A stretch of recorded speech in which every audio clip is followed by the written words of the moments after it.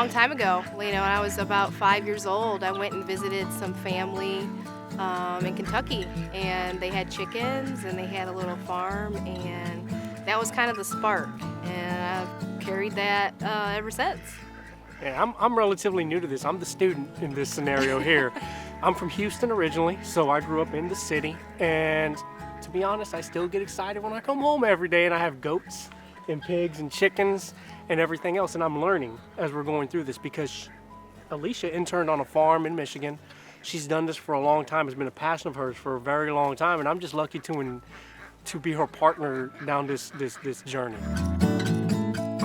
Well, I think the good thing, the service kind of prepares you for juggling a lot of things, but it's crazy sometimes. For a while there, it was difficult. She was stationed at Fort Jackson in Columbia, South Carolina, and I was here. And managing those animals with our schedules was difficult, but there's a means to an end. And you endure the hard times in the now so that you can enjoy the fruits of your labors in the future. And now she's back home. She's going into the Guard. And we're here together, managing it together, and it's easier, though we're both in school and she's taking a ridiculous amount of college classes right now, but we're seeing the fruits of our labor mature. Sustainability is a huge thing. We don't know what the future holds, but if you can teach someone to even grow a tiny amount of their food, even if it's just lettuce, or something very easy to grow, that kind of closes the gap with food. If there's a shortage, I think it's important to kind of develop those local food systems. You can provide a little bit of security for yourself, and I think it builds community. I love it that our neighbors come by, and we have a lovely neighbor across, right next door to us.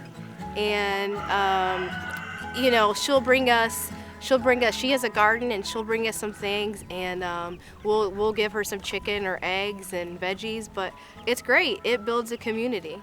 It does. And when you're talking about in recent history, and we've seen a lot of disasters happen nationally, and we've seen times, when gas shortages were in the early 2000s, and it was really difficult for those trucking industries to move the food from where we consolidate it all, like in the the breadbasket of America. So there's an issue where there could be problems depending upon what's going on getting food in, and we've seen it happen in this country before. So if you're growing your own, you can help subsist. You can help yourself subsist, or your neighbors subsist, your family, and all those other things, and just learning a little bit, like my wife said, just grow a little bit in your backyard.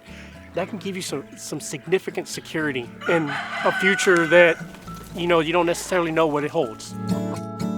I got started doing the microgreens last summer, and it was really, I was kind of inspired by, well, I shouldn't say kind of, I was inspired by Curtis Stone and Luke Callahan. They do an amazing job. Curtis lives in Canada, and he's an urban farmer.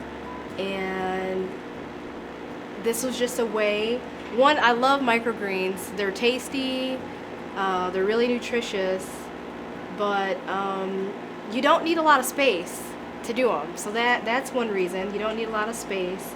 And a lot of restaurants have microgreens. You'll see them on plates, and I kind of felt like you don't have to go to a fancy restaurant just to have microgreens. This is something that everyone can have right here at home.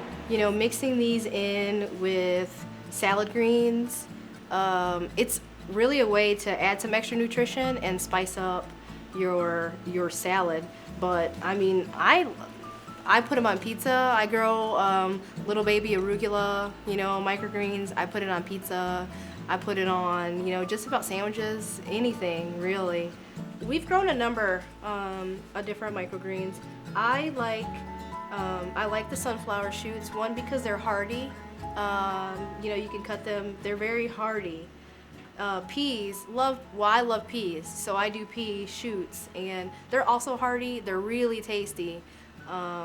And then radishes. I don't know. Some people don't like radishes, but I like a little bit of spice. So we do radishes, but radishes are really tender.